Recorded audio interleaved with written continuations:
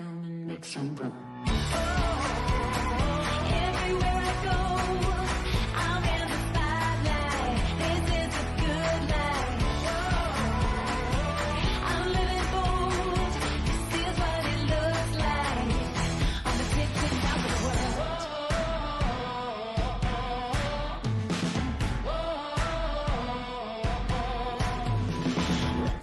Today we're jumping into alphabet soup. What does the MTDI's RFI say?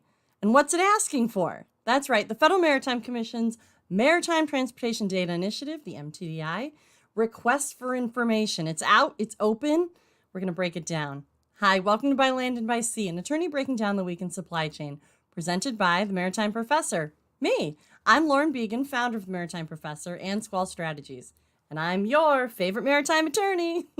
Join me every week as we walk through both ocean transport and surface transport topics in the wild world of supply chain. As always, the guidance here is general and for educational purposes only. It should not be construed to be legal advice, and there is no attorney-client privilege created by this video or podcast. If you need an attorney, contact an attorney. So before we get into the discussion of the day, let's go through my top 3 stories of the week. So, story number 1. The U.S. government didn't shut down. Yay! Well, it might not be an entirely done deal just yet. So they pushed off the deadline, right? So it was 45 days. Now the new deadline is November 17th. And then, after they pushed off that deadline, they promptly voted to vacate the Speaker of the House position. So, what does that mean? The previous Speaker of the House, essentially the Master of Ceremonies, the MC, was removed from his position, Kevin McCarthy. So now the House of Representatives has to vote on a new Speaker before they can start ticking down their list of bills they need to approve to keep the government open before that November 17th deadline.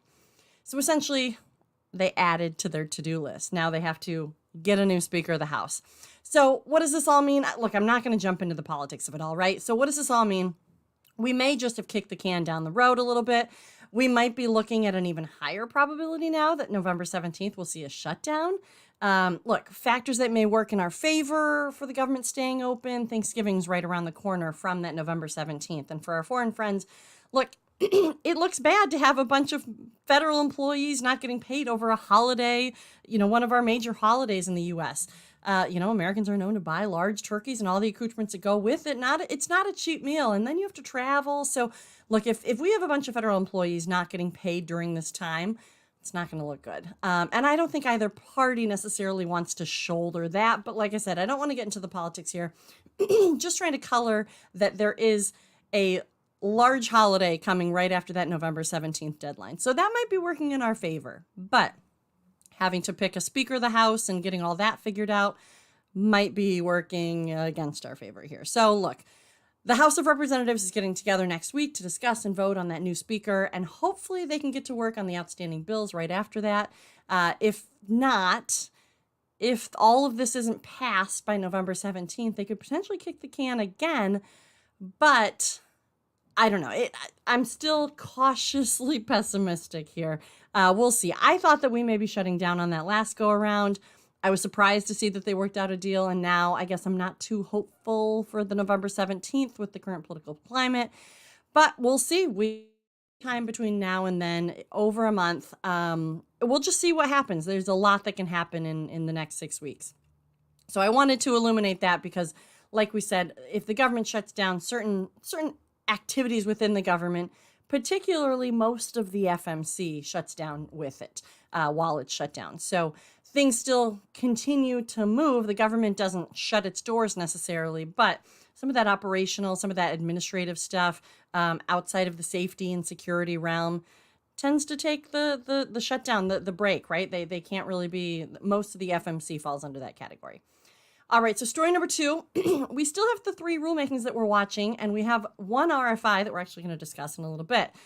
So as a reminder, I want to just keep these on your radar, right? We have 3 rulemakings that were directed to the FMC under OSRA, the Ocean Shipping Reform Act of 2022.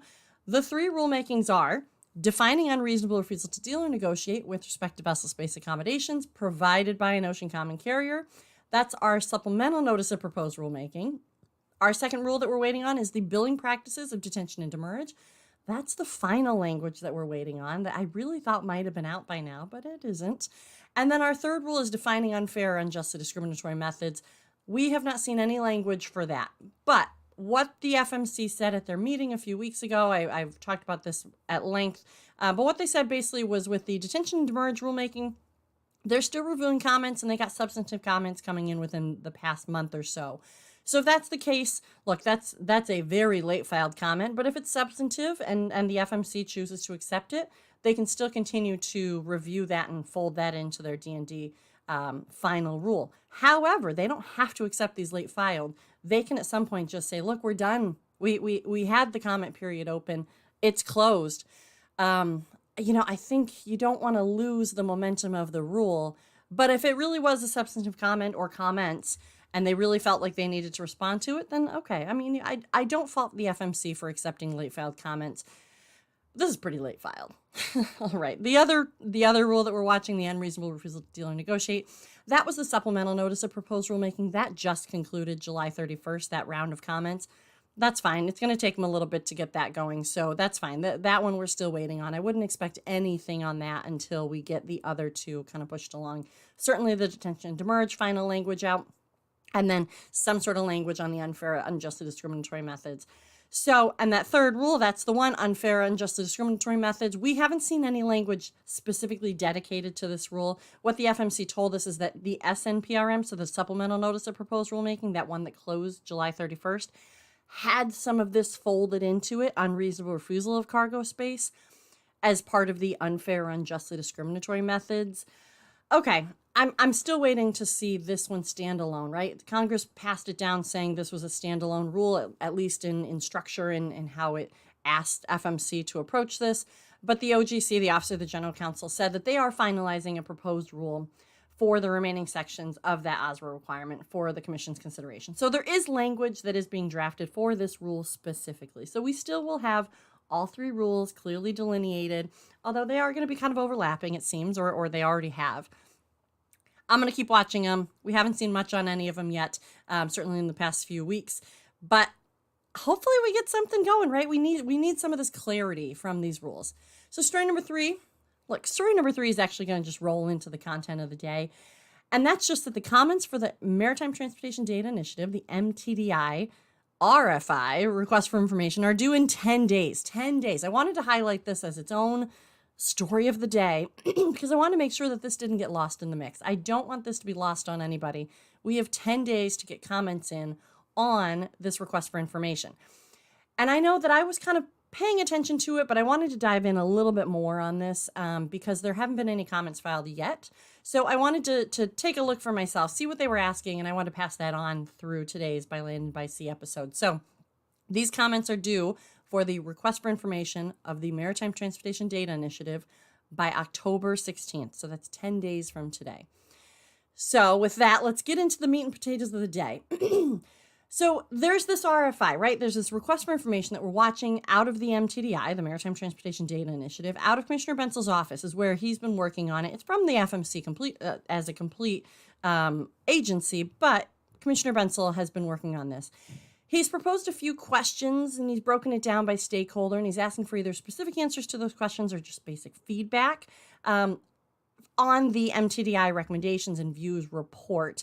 So I mentioned this last week. I just want to mention this again because if you want to go look this up for yourself, I want to make sure that you know where to look. So there is an MTDI landing page for all things MTDI, Maritime Transportation Data Initiative. And I say all things MTDI except for this RFI. The RFI isn't linked clearly kind of up front on this MTDI page. In order to get the request for information's comment page where you submit comments, it's over on regulations.gov, but that link isn't actually on the MTDI landing page. So in order to get that link, I'm going to put it in the show notes here, but in order to get that link, you have to actually go over to Commissioner Carl Bensel's webpage. So each commissioner has their own kind of landing webpage, and under the related articles section, you can see his statement on the RFI release. That's where it is. You can also go search on regulations.gov and find it. But I just want to let you know, so in case you do want to go look it up yourself and breeze through some of those questions, see if it's something that you want to respond to, or you could just listen today because we're going to be going through the RFI and what they're asking for. But before we get into that, want to make sure we're all on the same page, right? So I've covered the MTDI, I've covered the report, but I want to start from step one, make sure everybody's on the same page so that we can all build together and figure out if this is something that you can figure out as an individual or as a company, figure out if this is something you want to respond to. So what's happening here? What is all of this? So Commissioner Bensel in December of 2021, so almost 2 years ago, began holding meetings with maritime and intermodal stakeholders. So these were 1-hour meetings that were held roughly every week, and they ran from December 2021 to June 2022. They actually ultimately culminated with a data summit on June 1st, 2022. So in this effort, it was called the Maritime Transportation Data Initiative, the MTDI, Commissioner Carl Bensel released that he was kind of focusing on 3 key objectives. So they were cataloging the status quo in maritime data elements, metrics, transmission, and access. So kind of what was happening in how data was exchanged currently. Secondly, identifying key gaps in data definitions and classifications. Third, developing recommendations for common data standards and access policies and protocols. So those were pretty large areas that he was covering, but he wanted to make sure that data dissemination, data classification and definition, and data standards were all understood. And if they weren't, he wanted to find out why, right? So those were of the 3 key objectives. So the meetings were held virtually for the most part, and they were recorded and made available on the FMC's YouTube channel. They're still there, so I'm going to link the notes, link to that YouTube page in the notes so you can go watch them. They run about an hour, maybe a little bit over sometimes, but they are a wealth of information. So in these meetings, Commissioner Carl Bensel spoke with ocean transportation intermediaries, so there's the freight forwarders and the NVOCCs. He spoke with ocean carriers, which were, including of pretty much all the major ones out there. We had Hapag-Lloyd, MSC, ONE, Costco, Zim, et cetera, et cetera, et cetera. You get the idea. We had large aggregators. So we had Flexport, C.H. Robinson. We had maritime labor. We had standards bodies, including DCSA, the Digital Container Shipping Association, and NIST, the National Institute of Standards Technology. We had technology platforms, providers, companies, including NYSHEX, CargoLogic. We had other U.S. government agencies, U.S. DOT, the Department of Transportation, CBP, Customs and Border Protection, Commerce, U.S. Department of Commerce, U.S. Department of Agriculture. We had railroad stakeholders as part of the larger discussion. We had MTOs, Maritime Transportation, MTOs, marine terminal operators. Oh my goodness. We had both terminals and port reps. So you get the idea. He covered a lot of ground with this initiative. So in total, as it was reported out on the MTDI page and on the on Commissioner Carl Bensel's statement about the MTDI, they held 18 public meetings with more than 80 supply chain experts. So those were the supply chain experts in those different categories. And each week it was actually categorized specifically. So if you only want to see what people of the government agencies were talking about, or the MTOs, or the railroad stakeholders, you can go and just watch that one link on the YouTube page and watch that one meeting. So there were more than 80 supply chain experts and practitioners participating. Each meeting was recorded and, like I said, is available for viewing on the FMC's YouTube channel. They also included each sitting commissioner in at least one MTDI meeting. So they wanted to make sure, Commissioner Carl Bensel's office wanted to make sure that they were actually engaging the rest of the commission. So they said that they included each sitting commissioner, FMC commissioner, in at least one of those MTDI meetings. The commissioners were provided the opportunity to provide feedback and input on the meetings and just generally. The MTDI initiative hosted a Maritime Transportation Data Summit. That was at June 1st, that included attendance from nearly every MTDI participant, as well as interested members of the public. The overall initiative collected and aggregated responses to the 4 questions asked of the MTDI meeting participants, culminating in the MTDI report and views, which has been shared publicly, which we're going to be talking about shortly here. The MTDI initiative conducted in-person and remote meetings with the European Union and international stakeholders to keep international partners updated and engaged. This was not just a U.S. initiative. This had a larger scope to the discussion. They conducted follow-ups to the public meetings with in-person and remote meetings with private sector stakeholders on demand to keep private sector stakeholders updated and engaged. And the overall initiative engaged in ongoing collaboration with federal partners and stakeholders, including the U.S. Department of Transportation, Department of Commerce, Department of Ag, and other important maritime stakeholder agencies such as the U.S. Department of Homeland Security's Coast Guard and Customs and Border Protection. So that's what's kind of out there on the general page of the successes of the MTDI initiative. So for acronym's sake, the MTDI initiative was that beginning part.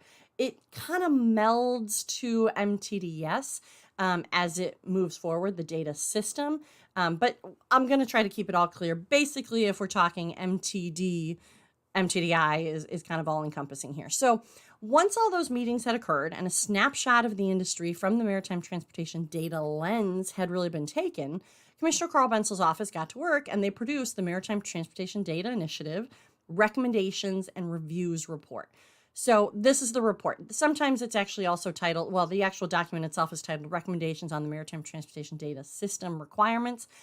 But I just want to be totally clear, when you're going to look for the reports, you're going to kind of see it listed two different ways. So the Maritime Transportation Data Initiative, MTDI, Recommendations and Views Report, but the actual first page of the document says Recommendations on the Maritime Transportation Data System Requirements. So look, it's the same thing. I just like to call it the MTDI report when I talk about it. So that's also going to be linked in the notes, so it's going to be easy to find.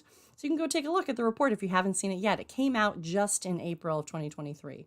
So in the executive summary of this MTDI report, at the very beginning, Commissioner Carl Bensel kind of outlines what the report sought to accomplish. And again, his office was in charge of this initiative. He ran all of these meetings, and then his office put together the final recommendations. So the final recommendations, as his executive summary says, I'm just going to read this here off of his executive summary. So it says, quote, the final recommendations generated through the MTDI process call for the establishment of the Maritime Transportation Data System, MTDS. In broad terms, the MTDS would establish a system of information on planned ocean carrier voyages, information on vessels transits with real-time position of vessels and real-time estimates of arrival, harmonization of standards for public information related to terminal access for cargo retrieval, and standardize the method of characterizing cargo status for cargo retrieval from MTOs. The recommendation also proposes to extend similar in-transit visibility and terminal status information requirements to intermodal rail carriers servicing ocean carrier shipments. So I continue on of the executive summary. This final recommendation also addresses transparency, ease of access, and coordination of information concerns. The wide variety of carriers, terminals, and affiliated service providers, for example, drayage, trucking, intermodal equipment providers, warehousing, distribution centers, offsite depots, and unique market and geographical considerations ensures that almost every port complex is unique in operations and the process of coordinating the thousands of companies doing business at a port. As such, the MTDS recommendations would recognize the role of the Port Authority in providing public access to ensure that they provide information from ocean carriers servicing the port, MTOs operating at the port, and intermodal rail carriers servicing ocean carrier intermodal shipments through the port, as well as the general port-wide information such as related to scheduling, berthing, pilotage, and other port-wide operating conditions. Additionally, the recommendation for the MTDS proposes that the FMC issue voluntary guidelines on potential activities surrounding intermodal services, activities impacting intermodal ports. So look, that's a big executive summary because, well, and I read a lot of it, but there's a lot in this report. So the report itself is actually 65 pages long, inclusive of the appendices, right? So you can breeze through it because it's actually well delineated into sections. So these sections include a discussion of the FMC jurisdictional authority, the methodology of the MTDI process, a breakdown of recommendations by individual kind of categories of supply chains. So you have shippers, ocean carriers, MTO, intermodal rail, and a section on ports coordination. The report also comments on other considerations that it took, which included green shipping initiatives, smart containers, next-gen door-to-door logistics, cybersecurity and enforcement, and general federal support. So the appendices are actually simply the broken out sections of the larger form of these stakeholder recommendations. So it is pretty easy to kind of jump around if you wanted to look into specific and separate areas of the stakeholders here. So this takes us up to April 2023, right? That's when the report was released. But we're talking about all of this now, not because April 2023 we missed it, because we didn't. We talked about the report when it was released then. But now there's an open opportunity for comment, right? So we've gone through this whole long process. We've had these open, very transparent meetings that were online, streamed live as they were being recorded, and then recorded and posted on the YouTube page with this report coming at the very end of it. So now, on August 16th, the Federal Maritime Commission, through Commissioner Carl Bensel's office, right, because he's in charge of this initiative, posted a request for information. They posted that onto regulations.gov. So we've seen some of the rules go through regulations.gov. It's kind of where the FMC has pushed all of their comment response process protocol through, which is in line with most agencies out in the federal government world, that they go through the regulations.gov. So this request for information is over on regulations.gov, and they also posted it to the Federal Register as they do. So that opened up an opportunity for supply chain stakeholders and interested members of the public, so kind of anybody, right, to provide comment on this MTDI report. So according to Commissioner Carl Bensel's statement about the RFI release, so he's got a statement as the RFI was released, he said, and I quote, "The purpose of this RFI is to solicit further public review and comment on the proposed processes and definitions identified in the MTDI report. Your input will help better standardize information sharing throughout the supply chain. My intention," again, I'm reading from Commissioner Carl Bensel's statement about the RFI, "my intention after receiving additional feedback from the public is to identify the key requirements for a reliable maritime transportation system of information. This includes harmonized information sharing, clear standards for understanding container availability, earliest return dates, and other key metrics that arise when cargo is transferred between nodes, and information on fees and charges. All of these issues were raised in the 18 MTDI public meetings, as well as my subsequent meetings with individual stakeholders and the National Shipper Advisory Committee." Again, that was me reading off of Commissioner Carl Bensel's statement about the RFI release. I continue on reading his statement. "Make no mistake, supply chain congestion is a constant and continuing inefficiency. Recent pandemic-related congestion costs our nation trillions of dollars in lost economic opportunity and higher prices, but only heightened what is in fact an ongoing problem. The recommendations proposed in the MTDI seek to ameliorate what is a system inadequate for providing supply chain transportation. Further public input will help refine what was issued earlier this year." So in the text of the RFI, in the actual text of the RFI, it states the Commission seeks additional information from the shipping public to expand the information gathered from the MTDI sessions and address additional topics related to data availability, accuracy, and exchange. So they're trying to figure out, what do people know? What do they not know? What information do they need? And how can this data exchange happen better, right? So they're just looking for information, and they're really requesting this from the shipping public and just general public if interested. So the RFI continues at the very beginning of the RFI. "Participants discuss frequently having to email information regarding the movement and availability of cargo or needing to visit a website to check the status of containers and shipments. In some cases, the only way to know the status of cargo was to call various supply chain service providers and ask for information about specific shipments, to make calls." So these were all presented, and I continue on the RFI reading of the text here. "These were all presented as examples of common but inefficient ways to learn the status of cargo. MTDI session participants also discussed the industry being slow to move to more accurate and efficient methods for data transmission, such as electronic data interchange, EDI, and application programming interface, API, which are more timely and often more accurate." Again, I'm reading off of the RFI specifically here.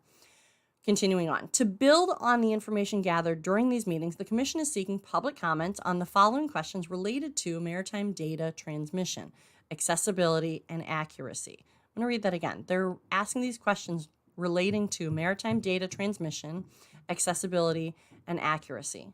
Continuing reading, "The purpose of these questions is to seek information about data sharing practices, not information about specific customers or partners, and commenters should not name specific customers or partners or when responding. The Commission has segmented the question into categories specific to certain stakeholders, but is also interested in hearing from the public who may respond to all of the questions." So that's it. They don't want specifics. They want general, but they want them targeted general, if that makes sense. They want to help. They want to understand what's going on, but they also want to have real concrete information here so that they can help. Right, I'm from the government, I'm here to help, but they really do, right? The FMC really does want to learn more about data transmission, data accessibility, data accuracy, like they said in the RFI, and how to better, provide how to better understand it and if there are opportunities for improvement. So the questions are broken into two separate sections of the industry. So they have transportation service providers and importers, exporters. So really only these two categories, which are fairly large in and of themselves. So under transportation service providers, you have the ocean carriers, marine terminal operators, licensed motor carriers, railroad operators who transport international maritime cargo. So those are all the transportation service providers. And this is the first clump of questions. And there's really only two clumps of questions, right? So this first clump of questions. So what are the largest barriers that currently exist to prevent you from sharing data with BCOs or shippers? How much effort and or cost would it take for you to adapt your existing systems to be able to share more data? What concerns do you have about providing additional data to shippers or BCOs? Do you have a preferred means for providing data? Are there innovative methods that you are using for transmitting information? What can shippers or BCOs do better to predict container availability, earliest return date? What data would you be willing to provide openly to the public? And what data would you only provide direct to the supply chain for a container to the BCO or the shipper? What data are collected and controlled by other parties in the supply chain that influence your business operations? So those were all the questions for transportation service providers. So they really are kind of trying to get to the crux of what data do you have? What data do you need? What data can you give over? And what data are you reluctant to give over for a certain stated reason? Let us know. The second section of questions is for the importers and the exporters, so the BCOs, the shippers. This second section says, the questions are, what are the data points during the shipping process that are least likely to be available or accurate? And what are the areas that are most accurate or visible data points? They also ask what data points are the most important to have accurate and in advance, and how often do you actually receive them accurately and in advance? What's the best way for you to receive data from the carriers? So, for example, they say EDI, API, or just general email. How do you currently receive data from carriers, MTOs? Is that through EDI, API, or email, or another way? What share of containers do you believe to be available, but when you attempt to pick them up, they're not available? Right? They want to they're getting into the crux of some of these congestion moments or these breakdowns. And what is the cost impact of those delays? And then the last question in this section is, what share of containers could you have picked up earlier if you had been notified that they were available earlier? And what is the cost impact of those delays? So again, the RFI is stating the Commission has segmented the questions into categories specific to certain stakeholders, but is also interested in hearing from the public who can respond to all of the questions.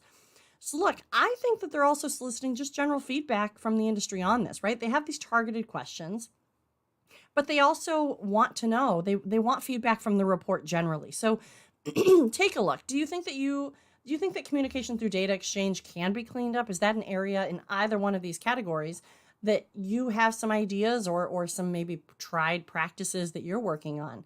Let your voice be heard, right? So how do you think that communication and data exchange can be cleaned up, can be improved, specifically as it relates to the FMC statutory authority, ensuring an efficient and economical ocean transportation supply system? So, like I said, currently there are no comments filed on this, but there still are 10 days left. These are very specific questions. They're very targeted questions, and they're very niche questions, right? They are very industry specific, but even data exchange specific. And they can be a little bit tough to answer because you don't want to get too specific and give away customer information or that sort of thing. Look, sometimes filing comments can feel a little overwhelming, and I totally understand that. And so I've mentioned this before, but I've kind of put together how to file comments generally if you just kind of want to, how would you even approach it? So, these are just a few tips on like when you go to sit down to write out your comments. Imagine that you're writing to Commissioner Carl Bensel's office, maybe the commissioner himself, or maybe you're writing to a line attorney in the office of the general counsel who has to receive this, who may or may not be familiar with your company. So I always like to say, if you're filing comments with the FMC, first off, introduce yourself, right? Who are you? Who's your company? What's your role in the industry? And why should the FMC take your comments into consideration?